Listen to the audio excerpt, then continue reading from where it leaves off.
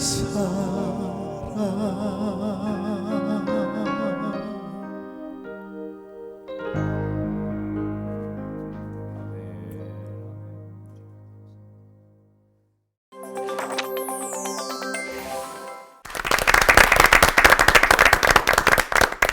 살아가는 일에도 우선순위가 있잖아요. 여러분의 최우선순위가 예수님 사랑 맞나요? 아멘. 아멘.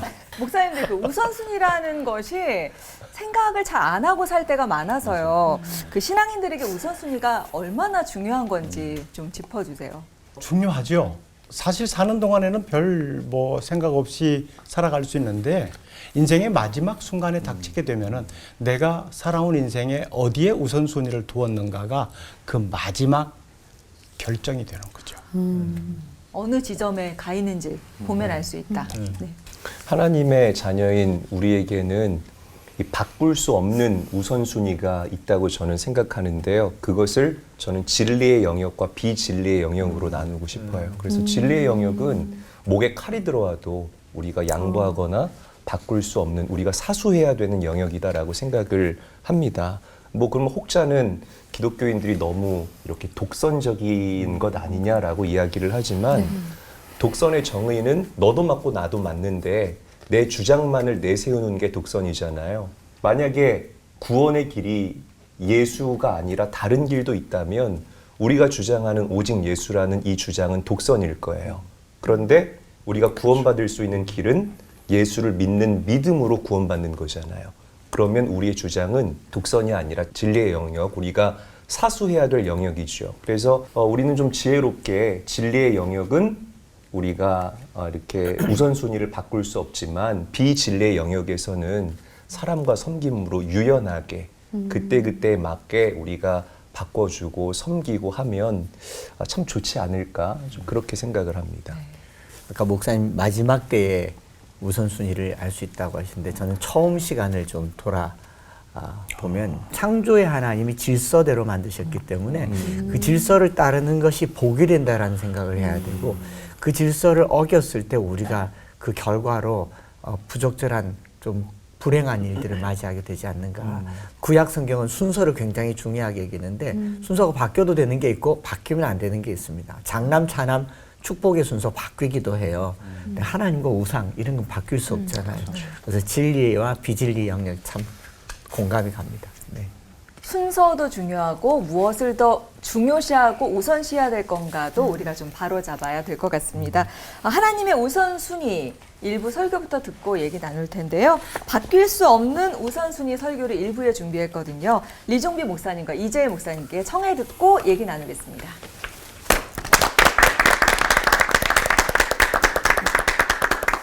한 번은 예수님께서 부자와 나사로에 관한 이야기를 들려주셨습니다. 부자는 오늘날 많은 사람들이 꿈꾸는 그런 삶을 살았지요. 인생을 호화롭게 살 수 있는 넉넉한 재산을 가지고 있었습니다. 정말 누려볼 수 있는 모든 것을 가지고 누리면서 살았습니다. 반면에 나사로는 거지였고 음식은 부자의 상에서 먹고 남은 거의 쓰레기 수준의 이런 음식을 먹고 목숨을 겨우 유지했습니다. 두 사람의 삶의 모습은 너무나도 극명하게 엇갈리는 모습이지요. 그런데 이 둘 다에게 죽음이 찾아왔습니다. 결과는 부자는 지옥에서 고통을 당하고 거지 나사로는 아브라함의 품에 안겼다 하는 것으로 말씀하고 있습니다. 이 내용을 가지고 성경 공부를 하면서 제가 물어봤어요. 여러분은 누구의 삶을 따라 살고 싶습니까? 라고 했더니 살아서는 부자의 모습을 따라가고 싶고요. 죽어서는 나사로가 되고 싶습니다. 굉장히 솔직한 숨겨진 대답이죠. 예, 아마 다 그러고 싶을 생각이 있을 거예요. 그러면 부자가 죽어서 이 끔찍한 고통을 당한 이유가 뭘까요? 그가 사람들을 괴롭게 해서일까요? 사람들이 가진 것을 착취해서 자기가 부자가 되었기 때문일까요? 성경은 그런 것에 대해서 설명을 하고 있지 않습니다. 어떤 나쁜 짓을 했는지, 이런 것들에 대해서 말입니다. 그렇다고 성경이 또 재물에 대해서 나쁜 관점으로 기록을 하고 있지도 않습니다. 뭐 남들보다 좀 여유롭고 넉넉한 삶이 잘못된 것이라고도 성경은 말하고 있지 않습니다. 단지 이런 말씀을 통해서 예수님께서 주시고자 하는 메시지가 있죠. 삶의 우선순위가 있다라고 하는 겁니다. 재물이 많은 것도 나쁜 것이 아니다. 부자로 사는 것이 결코 사람들에게 비난받을 모습도 아니다. 그렇다고 다 가난하게 살아야 된다는 것도 아니다. 우선순위가 무엇인가를 반드시 기억하고 살아야 된다 하는 것을 예수님께서 말씀하고 싶으셨던 거지요. 그런데 부자는 애석하게도 그 우선이 되는 것을 뒤로 미루었습니다. 다시 말하면 생존의 우선순위를 바꾸었다는 겁니다. 생존이라고 하는 것은 꼭 육신을 가지고 살아있는 이 상태만 생존을 말하는 것이 아닙니다. 진짜 생존, 영원한 생존, 이게 우리에게는 더 중요한 거죠. 그것을 위한 삶에 있어서 우선순위는 참 중요한데 부자는 그 우선순위를 바꾼 모습을 가지고 살았다는 겁니다. 영적인 것보다 육적인 것에 더 우선을 두었지요. 영생에 관한 것보다 지금 이 순간의 삶에 더 우선을 두었고요. 그리고 하나님의 영광보다 자신의 이름이, 자신이 얼마나 여유롭고 넉넉한 삶을 살고 있는지 사람들에게 보여주는 것에 더 우선이었습니다. 결국 부자가 지옥에 간 것은 그가 부자로서 살았기 때문이 아니라 삶의 우선순위가 잘못되었기 때문임을 알 수 있습니다. 그런 면에서 우리가 육신을 가지고 이 땅에 살 때에 어디에 무엇의 우선순위를 가지고 사느냐 하는 것은 곧 우리의 영혼을 결정한다. 이렇게 말씀드릴 수가 있겠죠. 영혼이라고 하는 세계가 반드시 우리에게 놓여져 있는데 그 영원한 삶과 영원한 세계에 연결된 모습이 지금 내가 어디에 우선을 두고 살고 있는가 여기에 달려있다는 겁니다. 하나님의 자녀는 하나님과 깊고 친밀한 교제를 가지는 것, 이것이 최우선 순위입니다. 성경은 그것을 하나님과의 동행 이렇게 표현하고 있습니다. 구약에 등장하는 인물 중에 에녹이라고 하는 사람이 그 대표적인 인물로 소개되고 있는데요. 에녹이 살던 시대의 사람들은 그저 죄악을 음식으로 삼아서 먹고 지내던 때였습니다. 그런 시대 속에 에녹은 그의 모든 삶의 시선을 하나님께 고정하고 살았습니다. 그래서 성경은 그의 생애를 아주 간단하게 기록하고 있는데 이렇게 표현합니다.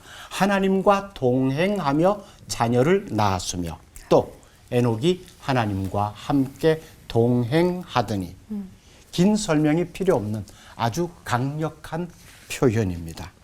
환경과 상황에 관계없이 우선순위는 영원과 연결되어 있기 때문에 한결같아야 합니다. 그래서 예수님은 분명히 말씀하셨습니다. 그런즉 너희는 먼저 그의 나라와 그의 의를 구하라.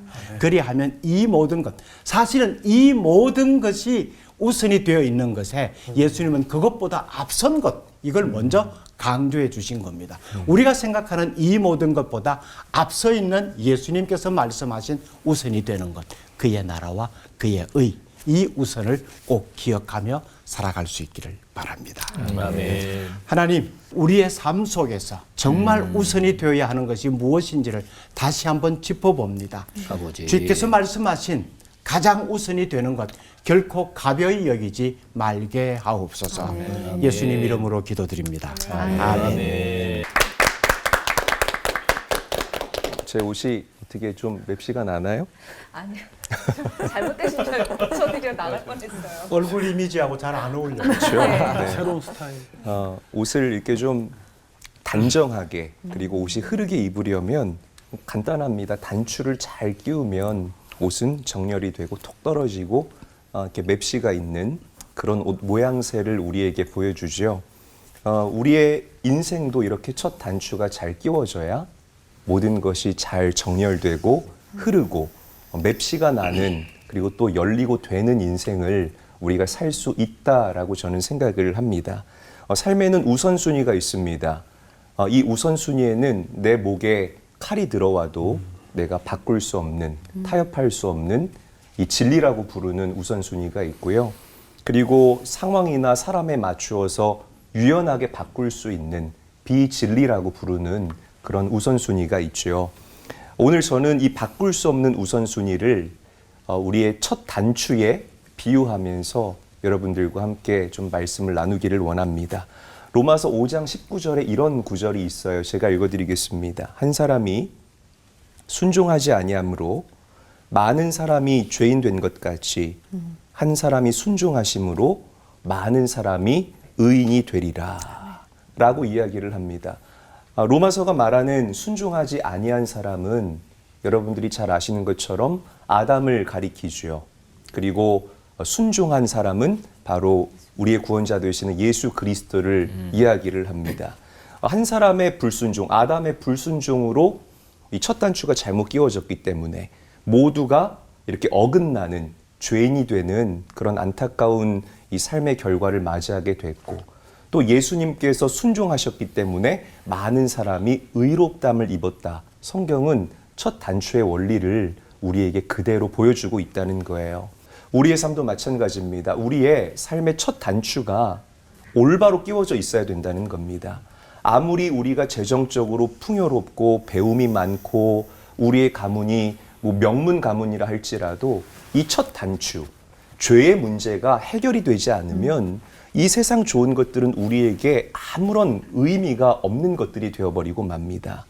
여러분, 복음이신 예수 그리스도가 여러분들 인생에 가장 앞서가는 우선순위가 되시기를 바라고, 여러분들 인생의 첫 단추가 되시기를 우리 구주 예수님의 이름으로 축복합니다. 사도행전을 보면 예수님의 제자들이 인생의 첫 단추를 어떻게 세팅했는지를 우리에게 잘 보여줘요. 그들은 인생의 첫 단추를 성령님으로 끼웁니다. 그러니까 인생의 가장 앞서가는 우선순위를 성령님으로 삼게 되니까 그들의 관점이 변하고 그들의 시선이 변하고 그들의 믿음에 불이 붙습니다. 그래서 제자들이 가는 곳마다 그 도시와 지역의 공기가 변하게 되고 어둠이 물러가게 되는 기가 막힌 역사들이 일어나게 된다는 거죠. 특히 베드로, 이 누가복음에서의 베드로와 복음서에서의 베드로와 행전에서의 베드로는 너무 다른 사람이에요. 베드로는 결정적인 순간에 예수님을 부인하고 배신하고 도망갔던 사람이었습니다. 그런데 베드로가 인생의 첫 단추를 성령님으로 끼우게 되니까, 즉 삶의 가장 앞서가는 우선순위를 성령님으로 설정하니까요, 이 베드로가 죽음도 불사하고 많은 사람들 앞에서 외칩니다. 이 예수 그리스도를 하나님께서 주와 그리스도가 되게 하셨다. 회개하라. 이 베드로의 설교를 들은 많은 사람들이 주님께로 돌아오는 기가 막힌 사도행전의 역사가 베드로의 삶을 통해서 써내려가진다라는 것입니다. 엘리야 이야기를 할게요. 엘리야는 하나님을 삶의 우선순위로 삼았던 대표적인 인물이었습니다. 여러분들이 잘 아는 이 갈멜산 전투를 한번 우리가 조명해 보면, 이 갈멜산에서 바알과 아세라 우상을 섬기는 850명과 엘리야 혼자가 싸우게 돼요. 이 바알과 아세라 우상을 섬겼다는 것은 그들이 그들의 인생의 우선순위를, 첫 단추를 잘못 끼웠다는 것을 우리에게 상징적으로 이야기를 하는 것입니다. 그런데 이 전쟁은 칼부림이 아니라 내기였어요. 어떤 신이 먼저 이 제단에 불을 내리느냐. 아니, 그런데 불이 붙으려면 나무가 바짝 말라야 되잖아요. 근데 엘리야가 명령합니다. 제단에 물을 부으라고. 그것도 물을 칙칙 이렇게 뿌리는 게 아니라 물을 잔뜩 부어서 제단에 넘치게 붓고 도랑에 찰 때까지 부으라라고 명령을 해요. 젖은 나무에 어떻게 불이 붙겠습니까? 그렇지 않아요. 그런데 하늘에 불이 내려와서 그 젖은 나무에 불을 붙여줍니다. 그러니까 엘리야는 이 사건을 통해서 이렇게 이야기를 하는 거예요. 내 인생의 불은 내가 붙이는 것이 아니다. 인생의 우선순위가 제대로 정렬된 사람은 하나님께서 그 인생이 젖은 인생이라 할지라도 불을 붙여주신다. 라는 이 진리를 많은 사람들에게 상징적으로 보여주고 있는 것이죠. 사랑하는 올포원 시청자 여러분, 주님을 내 인생의 최우선으로 삼으면 여러분들의 인생이 흥건하게 젖은 인생이라 할지라도 하나님께서는 그 인생에 불을 붙여주심을 믿으시기를 바랍니다.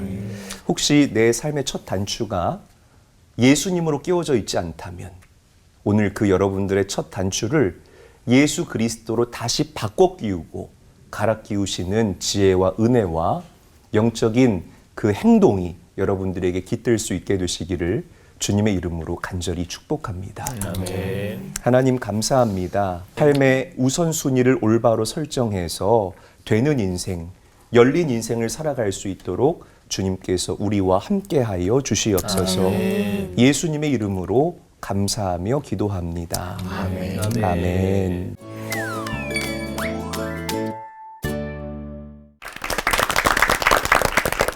두 분의 설교를 들으면서 지금까지 제가 살아왔던 인생을 돌아보는 그런 시간이 된 것 같아요. 내가 잘 살아왔나?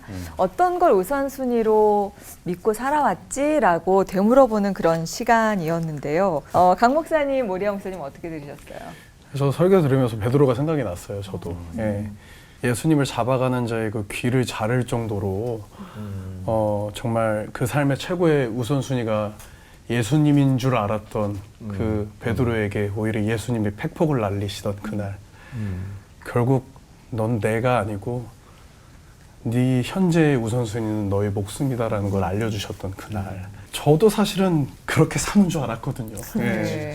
그래서 오늘 이렇게 말씀을 들으면서 좀 질문들이 생각이 났는데 정말 조금만 방심하게 돼도 이렇게 신앙인들의 우선순위가 흔들리고 바뀌는 제일 물론 말씀해 주셨지만 제일 큰 이유가 뭔지 우리 리중민 목사님, 한정수 목사님께서 말씀해 주시면 너무 좋을 것 같습니다. 사진 작가들이 사진을 찍을 때 여러 피사체가 주변에 다 있지만은 내가 딱 뽑아내고 싶은 피사체에 초점을 맞추어서 다른 주변의 것을 흐리게 처리하잖아요. 그게 다 좋아 보이는 것들이에요. 주변의 것들도 사실 없애기는 아까운 것들. 근데 진짜 중요한 것이 무엇인가는 작가의 눈에는 보인단 말이에요. 그래서 그 피사체에 딱 초점을 맞추고 클로즈업을 시켜내잖아요. 이게 고정이란 말이에요. 근데 주변의 것들이 누가 봐도 이건 아니야라고 하는 것들은 아니에요. 꽤 괜찮은 것들이에요. 우리가 하나님을 바라볼 때도 마찬가지죠. 불필요한 것들보다는 뭐 괜찮은 것들이에요. 그런데 버리기가 쉽지 않은 거예요. 포기하기가, 흐리게 처리하기가 너무 아까워 보이는 거예요. 그래서 그것도 놔두고 하나님도 보고 하다 보니까 고정이 안 되는 거죠. 피사체를 바라보는데 초점 잡힌 눈이 돼야 되는데 하나님도 봤다가 잠시 이렇게 봤다가 또 옆으로 벌렸다가 이러다 보니까 제대로 된 고정된 시선이 아니라서 우선순위가 잘 잡혔다가 흔들렸다가 잡혔다가 흔들렸다가 이게 반복되는 것 같습니다. 미국의 어떤 분의 묘비에 그렇게 적혀 있다고 그러더라고요. Hurry, worry, bury. 평생 바쁘게 살다가 염려하면서 살다가 여기 묻혔다. 우리 인생이라고 하는 게 막 우선순위 이것도 하고 저것도 하고 평생 바쁘게 살았는데 바쁘게 산 그 삶의 저변에는 worry, 근심과 염려죠. 특별히 효율성을 중요시 여기는 시대에 살다 보니까 우리가 어떤 선택을 했을 때 어떤 순서를 정했을 때 그 결과에 대한 나름대로 시뮬레이션을 하게 되는데 그 결과가 내가 생각하는 결과를 만들어내기 위해서 순서를 바꾸는 거죠. 예배를 드려야 되는데 학원을 간다거나 또 물질을 드려야 되는데 내가 더 필요하니까 순서가 바뀌게 되는 경우가 대부분 염려 때문이라고 생각해요. 결과에 대한 염려, 이게 잘 될까 못 될까 그런 염려가 이제 많이 생기는 거죠. 그런데 생각보다 하나님과 관련된 것을 제외하고는 별로 중요하지 않아요. 우리 선순위를 이렇게 자꾸 바꾸게 될 때는 이게 하면 더 나은 결과를 나타낼 수 있을까? 이렇게 하면 더 나은 결과를 나타낼 수 있을까에 대한 염려인데 하나님께 맡기는 믿음이 있다면 우선순위는 생각보다 결정하기 쉬울 것 같아요. 만약에 이렇게 우선순위가 바뀌었을 때 나타나는 현상 같은 게 따로 있는지 지금이라도 이 첫 단추를 다시 바로 끼우면 그 우선순위를 다시 바로잡을 수 있는 건지 어떻게 하면 되는지 이재일 목사님하고 김한원 목사님께서 좀 얘기를 해주셨으면 좋겠어요. 네, 우선순위가 바뀌면 반드시 부작용이 일어납니다. 제가 경험해본 바로는 항상 그 부작용을 하나님께서는 경험하게 하셨고 정신 차리게 하셨고 그리고 다시 하나님께로 이렇게 복귀하게 하시는 그래서 이제는 아예 꿈도 안 꾸는 정신을 번쩍 차리고 이렇게 목회하고 있는데요. 지금이라도 우리 올폰 시청자분들의 그 삶의 우선순위를 첫 단추를 예수 그리스도로 끼우시면 반드시 되는 인생, 그리고 풀리는 인생, 정렬되는 인생이 됩니다. 저는 그렇게 말씀을 드리고 싶습니다. 성경은 항상 이 doing이 아니라 being에 대해서 우리에게 강조를 해요. 그러니까 내가 무언가 하나님께 예쁜 짓을 하고 뭔가 노력하고 내 노력으로 무언가 노력해서 하나님 나에게 보상으로 은혜를 주세요, 이게 아니라 그냥 내가 하나님의 자녀이기 때문에 being, 내 존재인 거예요. 그걸 성경은 계속해서 우리한테 강조하고 있다는 거죠. 그러니까 여러분, 우리의 삶의 이 첫 단추가 제대로 예수 그리스도로 끼워지게 되면 이 존재에 대한 확증이 우리에게서 일어나게 된다는 거죠. 이럴 때에 우리는 정말 맵시 있는 인생, 흐르는 인생, 아름다운 인생을 살 수 있게 된다라고 저는 생각을 합니다. 우선순위가 뒤바뀌게 되면 반드시 나타나는 현상 하나는 하나님만 채울 수 있는 만족이 있는데 하나님만 주실 수 있는 평안이 있는데 이게 없어지게 되죠. 그러면 이제 뭐가 생기냐? 영적인 갈급함이 생기게 되는 거예요. 근데 영적인 갈급함을 자기가 인식하지를 못해요. 예를 들어 몸에 수분이 점점 빠져가는데 내가 그걸 깨닫지를 못하는 거죠. 그런 얘기 들어보셨어요? 사막을 횡단하는 여행가가 생존하고 끝까지 그 여행을 완수하려면 정기적으로 목이 마르든 안 마르든 물을 마셔야 된다는 거예요. 자기가 그걸 느끼지 못해서 쓰러지는 경우가 있다는 겁니다. 이건 실제로 여행하는 사람이 얘기하는 거거든요. 그러니까 영적인 갈급함이 생기면은 이제 이거를 하나님으로 채워야 되는데 우선순위가 바뀌니까 다른 걸로 채우려고 하죠. 그러면 이제 이상 증상이 나타나는데 평안이 사라지고 이제 염려가 점점 커집니다. 근데 본인은 그게 우선순위가 바뀌었기 때문에 생긴 걸 몰라요. 염려, 걱정이 점점 커지죠. 하나님이 하셔야 되는 일을 이제 내가 해야 되는 일이 생기는 겁니다. 내가 그 짐을 다 끌어안아야 돼. 내가 다 해결해야 돼. 내가 다 막아야 돼. 그러니까 불안이 점점 가중이 되는 거죠. 그 다음에는 예배가 싫어져요. 예배가 싫어지고 찬양이 싫어지고 교회 봉사가 싫어져요. 근데 이게 부담이 되는 거예요. 이게 기쁨이 아니고 감사가 아닌 거예요. 헌금하려고 지갑을 딱 열었는데 5만 원짜리밖에 없네? 이제 갈등을 하는 거예요. 이게 전에는 그냥 기쁨으로 했는데 이제는 계산을 하게 되는 거예요. 그러니까 우선순위가 잘못되면 신앙생활 전체에 문제가 생기고 병이 드는데 본인이 그거를 모르는 거예요. 그럼 해결하려면 어떻게 해야 되느냐? 성경은 이렇게 말하죠, 우리한테. 네 사랑이 어디서 떨어졌는지를 네가 알고 분명히 말하죠. 첫사랑을 회복해야 된다. 여기서 회복할 때는요, 의도적이고 의지적이어야 돼요. 저도 목회하다 보니까 의지적으로 의도적으로 나를 주님 만났던 그 자리로 데려가야 될 때가 있어요. 내가 그 자리로 날 데려가야 돼요. 그러면 다시 그때의 감격, 그때의 은혜들이 안에 막 이렇게 살아나는 거예요. 살아나. 다시 눈물이 회복이 되고 예배에 대한 감사가 회복이 되고 그래서 의지적인 결단과 의지적인 노력이 반드시 필요하고 첫사랑을 회복하는 것, 이것이 이 우선순위가 뒤바뀐 상태에서 회복할 수 있는 가장 좋은 방법이다. 그렇게 말씀드리고 싶네요. 회복한다는 게 회개와도 또 연결되는 부분이 있는 것 같네요. 그러니까 먼저 그의 나라와 그의 의를 구한다. 여기에서 우리가 출발하면 되는데 바꿀 수 없는 우선순위를 내가 막 조정하고 있었나? 라는 생각도 좀 들고요. 근데 이 우선순위에도 도전이 올 때가 분명히 있잖아요. 위기들이. 평소에 좀 궁금했던 점들 질문해서 엮어볼까요? 그렇죠. 뭐 이렇게 타협하고 싶은 순간들이 많이 있잖아요. 뭐 예를 들면 뭐 큰일은 아니지만 주일인데 출근을 해야 되는 거예요. 어쩔 수 없이. 먹고 살아야 되는데 어떻게 해야 되나? 이걸 회사를 안 가야 되나? 교회를 가야 되나? 아니면 내가 교회에서 봉사하는 날인데 자녀의 시험 일정이 그날. 그럼 내가 또 자녀 시험 보는데 같이 있어주고 싶고 뭐 이렇게 좀 응원도 해주고 싶고 해주고 싶은데 그렇게 어떤 그런 작은 거에서 겹칠 때 더 좀 갈등이 생기거든요. 이럴 때 우선순위를 어떻게 지킬 수 있는지 이종빈 목사님께서 한번. 제가 유학 생활을 할 때 출석하던 교회에서 당시의 상황으로서는 제가 참 이해하기 어려운 모습을 보았어요. 주일날 예배 드리러 갔는데 늘 주일마다 설교를 하시던 목사님이 그날 안 보이셨어요. 부목사님이 설교를 하시더라고요. 그러면서 광고를 하시는데 오늘 담임 목사님께서는 딸아이의 졸업식에 가셨습니다. 오 마이 갓. 그게 이제 그 졸업식이 아마 이제 주일이었던 것 같아요. 담임 목사님이 주일날 설교, 예배 인도와 설교를 안 하고 딸의 졸업식에 갔다? 이게 맞는 일인가? 되게 충격이었어요. 그걸 또 광고를 하네. 예. 근데 한 번도 제가 그런 상황을 접해보지 못했기 때문에 되게 충격이었고, 같은 목사로서 이건 내가 교회를 옮겨야 되나, 그럼 이런 교회라면? 이런 생각까지 들었어요. 그러다가 이제 계속해서 그 문화 속에 어느 정도 좀 지내다 보니까 문화적인 차이에서 오는 이해도 물론 있겠지만은, 아하, 내가 가지고 있던 생각이 너무 폭이 좁은 생각이었을 수도 있다라는 생각이 들었어요. 또 왜 그런 생각을 했는가 하면 예수님께서 선한 사마리아인의 비유를 들어주실 때 제사장과 레위인들이 그 위급한 상황을 보고 또 비켜갔잖아요.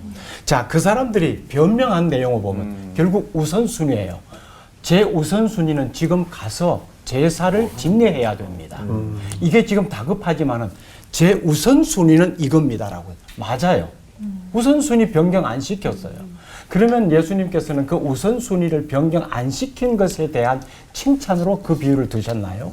아니죠. 이건 우선순위가 잘못된 거야 라고 하는 거죠. 레위인의 변명도 마찬가지였고요. 일상적인 경우에서는 제사장이 제사를 집례하는 것이 당연히 우선순위인데, 이 상황 속에서는 내가 제사장으로서 어떤 존재로서 있어줘야 되는가, 이게 우선이어야 된단 말이에요.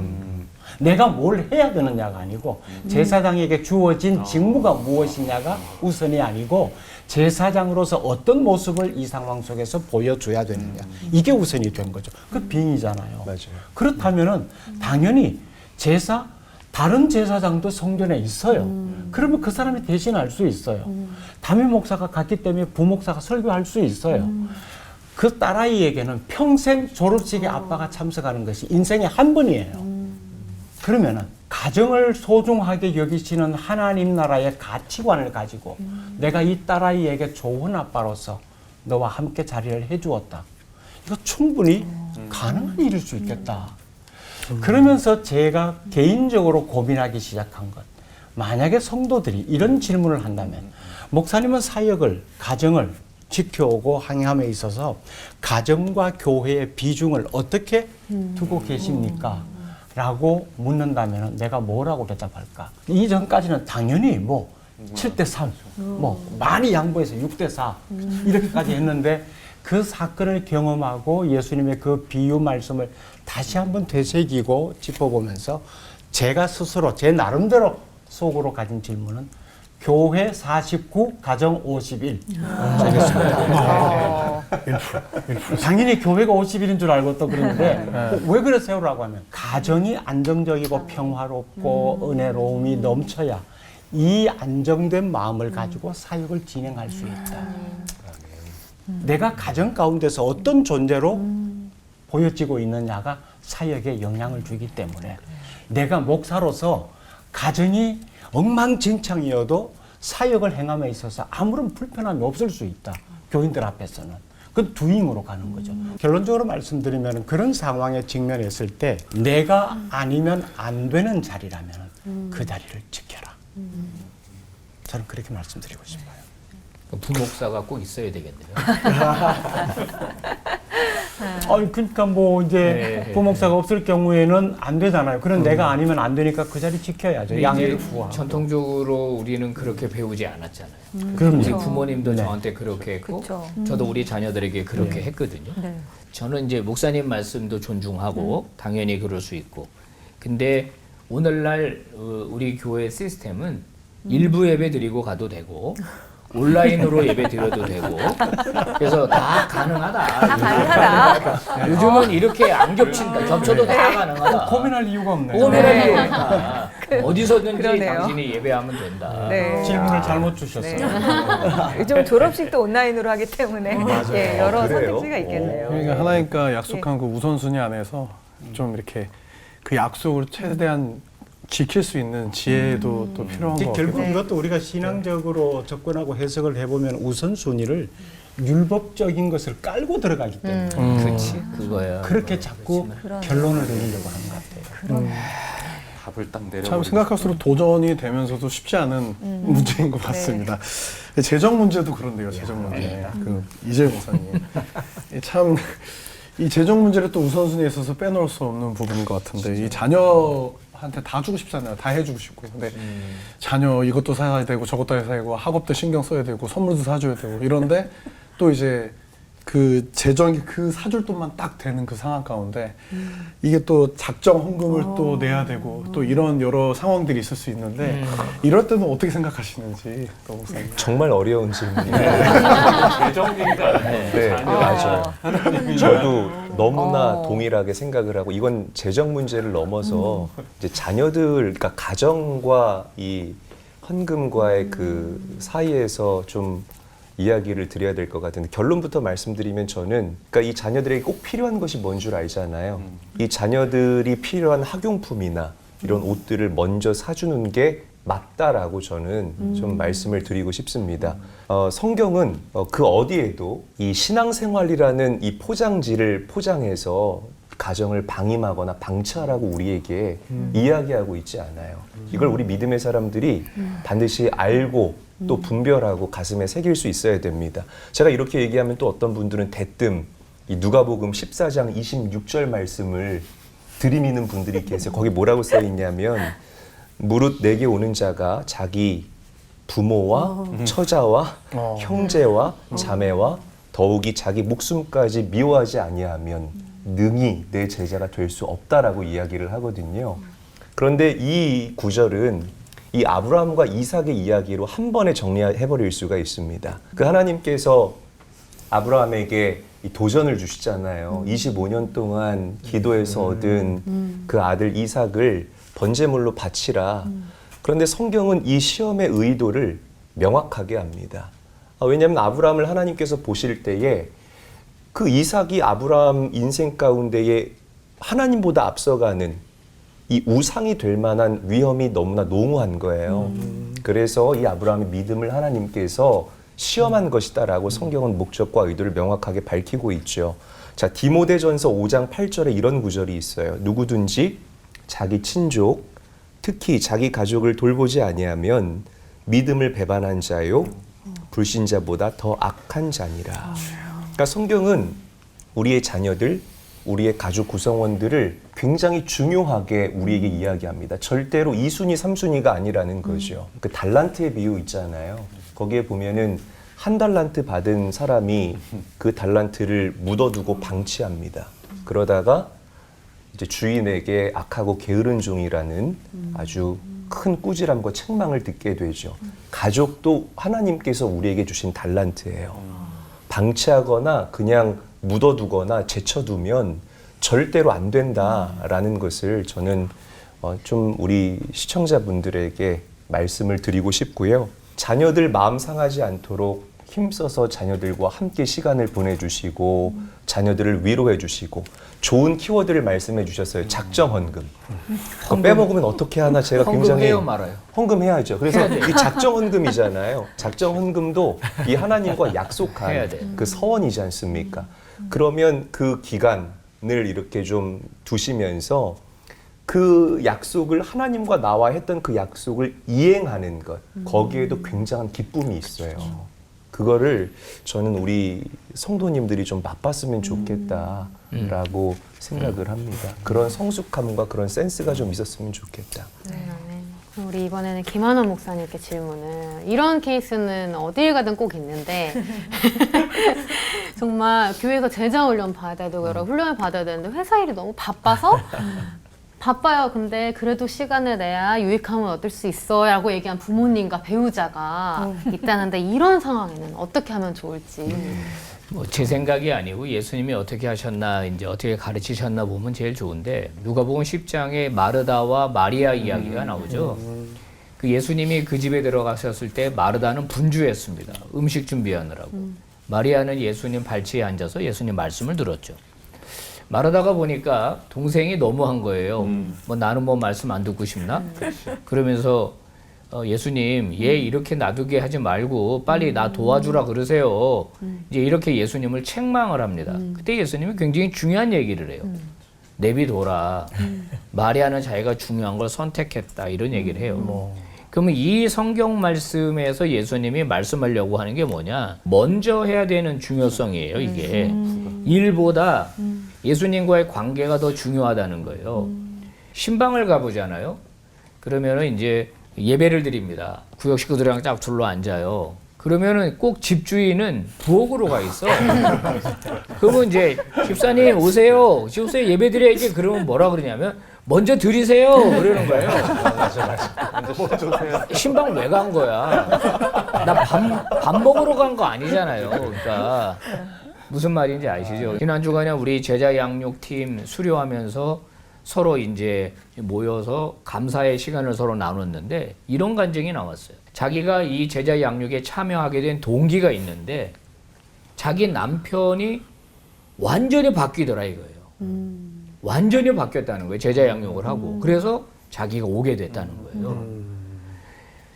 만약에 이 사람이 우선순위를 그 그리스도의 제자가 되는데 두고 이거 회사 일을 하지 말라는 뜻이 아닙니다. 이거를 이제 극한적으로 이게 대입시키면 안 되고 시간을 쪼개서 그래도 교제하고 배우고 이러면 회사 일 훨씬 잘 될 거예요.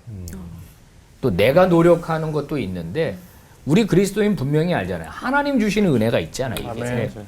하나님이 열어주시는 관계와 상황들이 있잖아요. 그죠? 맞아. 그래서 힘들더라도 시간을 내라. 누군지는 모르겠으나. 네. 네. 한창수 목사님께 또 궁금한데요. 그러니까 우리 가족들 신앙생활 하기도 사실 좀 버거운데 이렇게 전도하고 선교하고 하는 것이 우선순위로 둬야 하는 건지 그게 좀 궁금합니다. 전도 헌신과 같은 그 헌신의 문제잖아요. 헌신의 문제는 우선순위라고 보기보다 사랑순위라고 말하고 싶어요. 그거는 주님께서 우리에게 어떤 사명을 주셨을 때는 의무 규정보다는 부르심에 대한 나의 반응이기 때문에 내가 얼마나 거기에 사랑이 있는가인데 전도 안 하면 큰일 나고 선교 안 하면 큰일 나고가 아니라 지상명령을 사랑하는 주님의 명령을 받았을 때 그게 내게 사모함이 되면은 순서가 결정 나는 거죠. 구약 성경부터 해서 처음으로 헌신이라고 나온 단어가 이제 출애굽기 32장 29절에 레위 지파가 금송아지 사건인데 저들이 나에게 헌신하였으니 내가 저들에게 복을 주리라. 헌신이라는 말이 나온지 밀레라는 말레라는 말이 나와요. 말레라는 말을 사전 찾아보면 가득 차다, 채우다, 충만하다 또는 위임하다 이렇게 돼 있어요. 헌신은 내 안에 하나님을 향한 사랑이 가득 찰 때 하는 건데 내 안에 뭐 공부나 다른 일에 대한 갈증이 있을 때는 차라리 안 하는 게 나아요.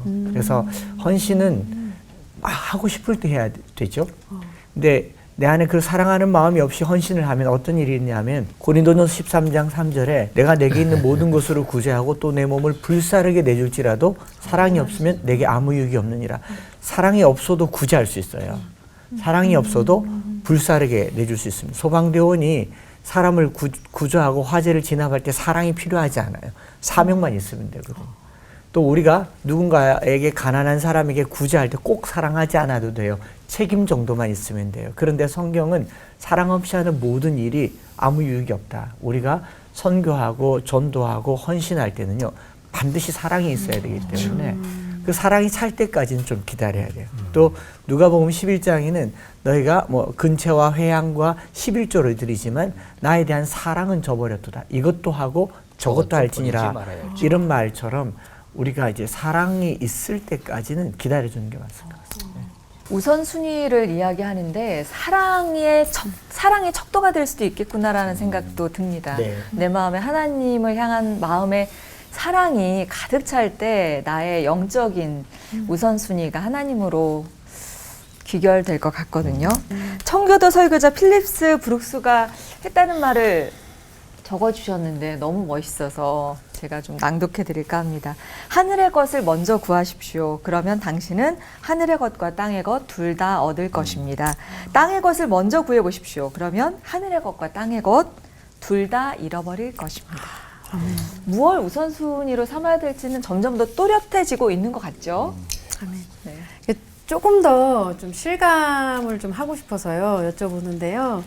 하늘의 것, 하나님을 우선순위로 뒀더니 걱정하고 염려하던 것들까지 모두 다 해결됐던 그런 주변 분들의 뭐 신뢰들 예를 좀 들어주시면 저희가 더 실감할 수 있을 것 같습니다. 저는 이렇게 분주한지 모르겠어요. 물론 다른 목사님들도 마찬가지겠지만 막 정말 숙제 같아요, 인생이. 너무 바쁘고 너무 막 이번 주도 그 책상에만 앉아 있었던 것 같아요. 막 해야 되는 일들이 너무 많다 보니까. 그래서 제가 하나님께 좀 이렇게 업무가 과중하네요. 좀 힘듭니다.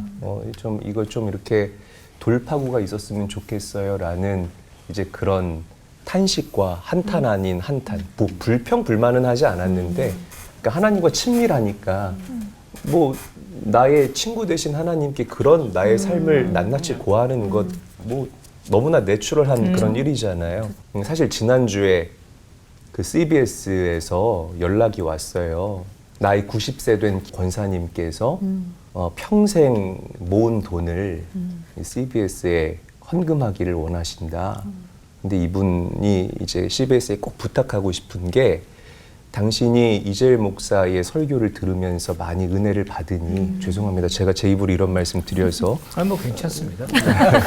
이분 하신 말씀을 그냥 그렇게 전할게요. 그래서 꼭 목사님 만나고 목사님께 기도를 받고 싶다고 좋은 이제 거죠. 그렇게 요청을 하셔서 오늘 녹화가 있었잖아요.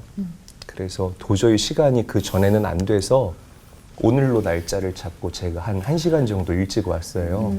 그래서 이제 6층에서 저희가 만남을 가졌는데 만나는데 저의 그 하나님과 했던 그 저의 대화 이런 모든 것들이 막 무색해질 만큼 제가 너무 부끄러운 거예요. 이분이 여름에는 냉방 안 트시고 또 겨울에는 난방 안 트시고 오늘도 오실 때 보니까 그 물병에다가 뜨거운 물을 담아서 그거 끌어안고 오시는 거예요. 추우니까. 절 보시는데 막 우세요. 저는 처음 뵌 분인데 저도 같이 울었죠.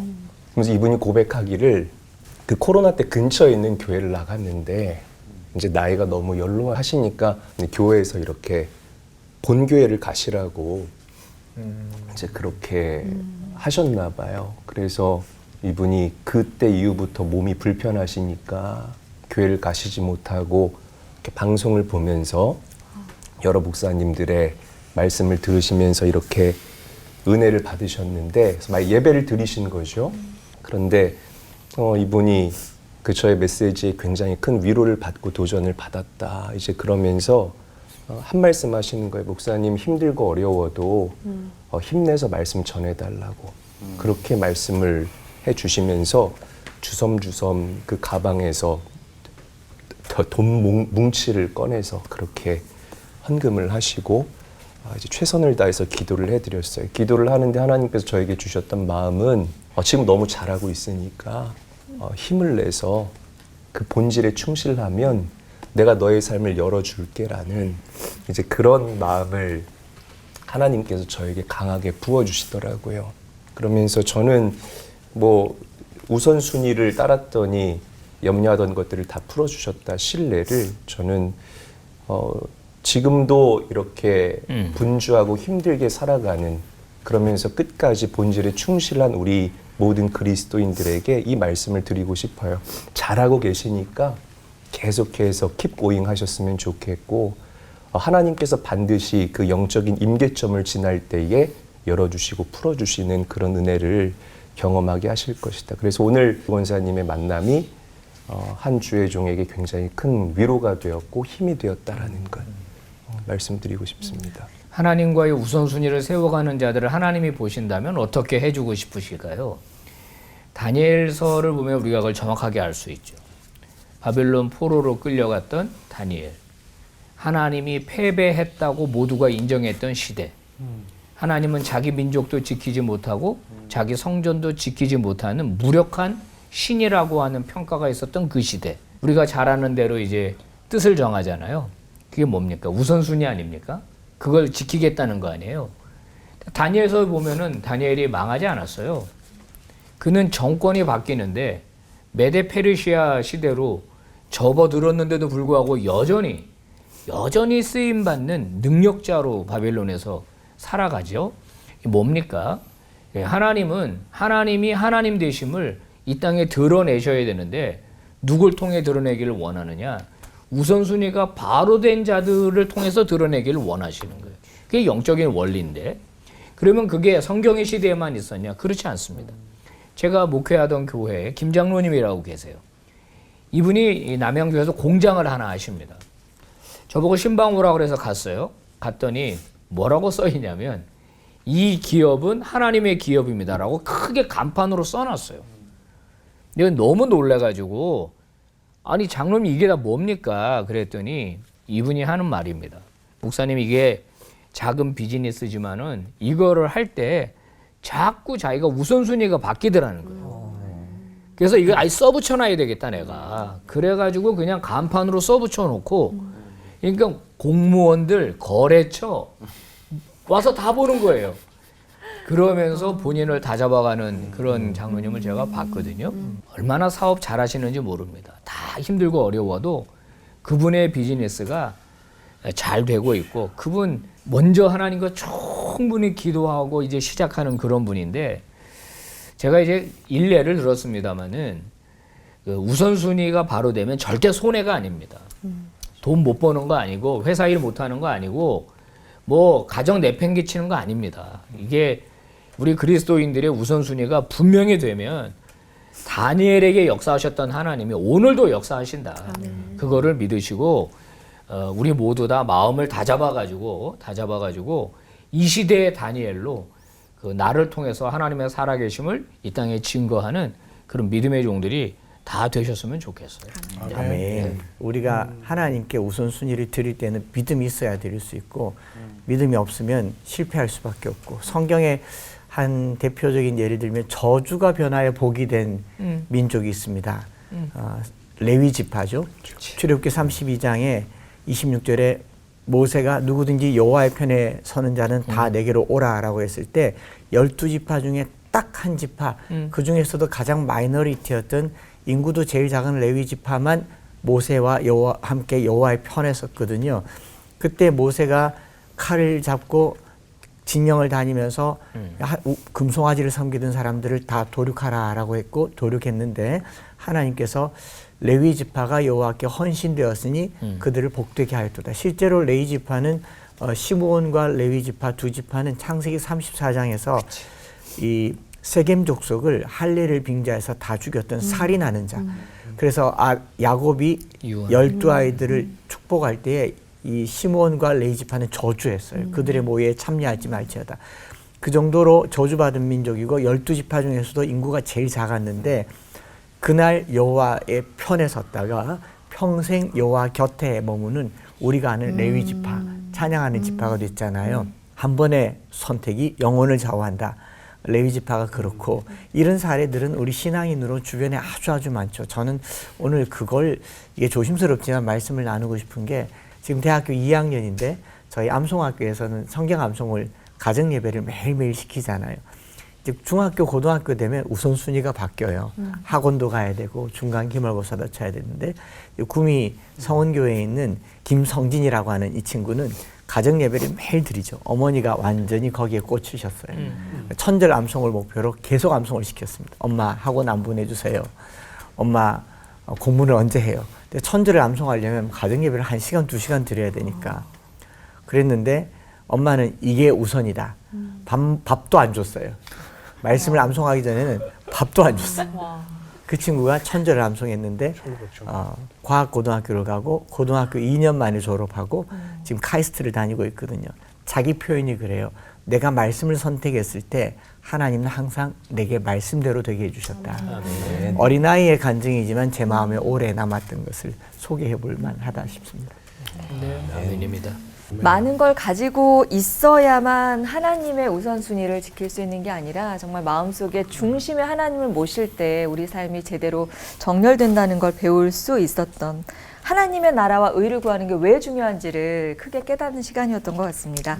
다음 시간 2부에서는 바뀔 수도 있는 우선순위는 뭘까? 신앙인이 고민하는 현실적인 갈등의 문제를 함께 나눌 수 있을 것 같습니다. 우선적으로 기다려주시기 바라면서 이제 끝인사 외쳐볼까요? 네. 나 아니고 하나님 먼저 구할 때 주시는 은혜로 하나 되는 시간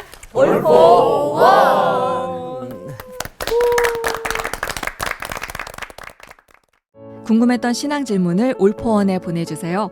선정된 분들께는 이스라엘 네게브에서 생산된 최고급 엑스트라 버진 올리브 오일을 드립니다.